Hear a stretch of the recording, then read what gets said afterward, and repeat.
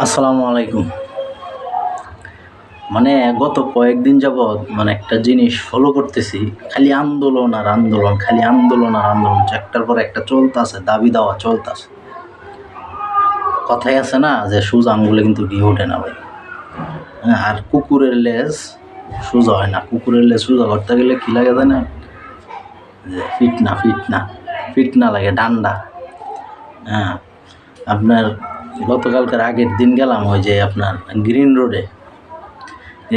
আসার সময় দেখি কি মা, দেখি যে এই যে ফার্মাসিউটিক্যালের যে রিপ্রেজেন্টেটিভ, জীবনেও শুনছি না যে গত 17 বছর যে গেছে রিপ্রেজেন্টেটিভরা আন্দোলন করতে।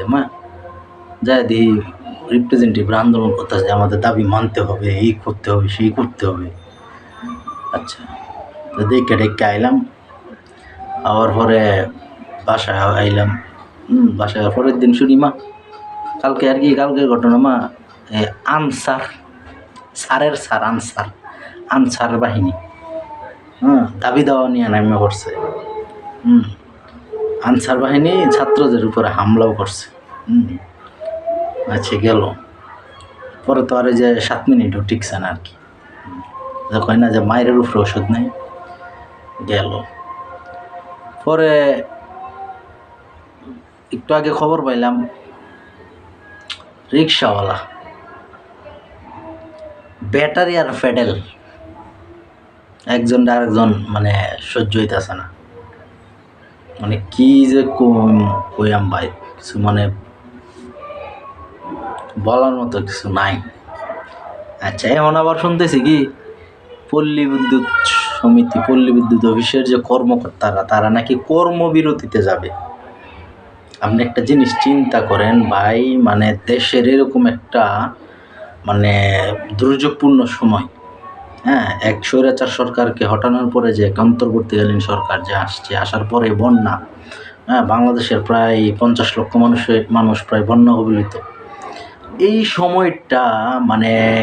সময়টার মধ্যে একটা পার্টি বা একটা গোষ্ঠীর মানুষ কীভাবে তাদের দাবি দাওয়াগুলো নিয়ে আসারও একটা সময় আছে। হ্যাঁ, আপনাদের দাবি দাওয়া থাকলে বলবেন, হ্যাঁ, কিন্তু একটা সময় আছে।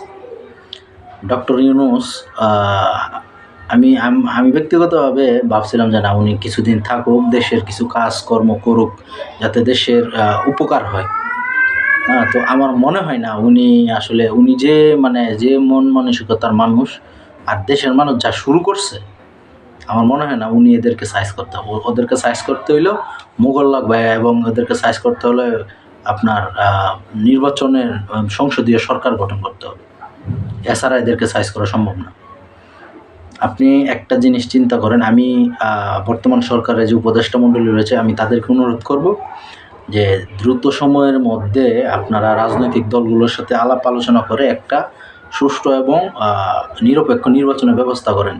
তাহলে ইনশাল্লাহ দেখবেন তাড়াতাড়ি দেশে শান্তি ফিরে আসবে। আর যেই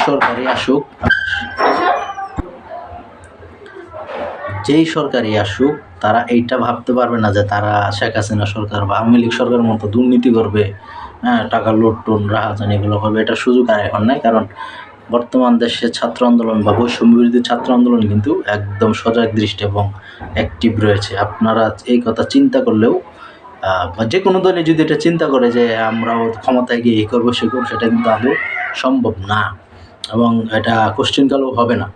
তো আমি এটাই বলে শেষ করব যে অন্তর্বর্তীকালীন সরকারের সদস্যদের কাছে এটাই বলবো যে আপনারা দ্রুত সময়ের মধ্যে দেশের একটার পরে একটা বিশৃঙ্খলা তৈরি করার পায়তারা করতেছে। হ্যাঁ, দেশটাকে অস্থিতিশীল করার একটা চক্রান্ত চলতেছে।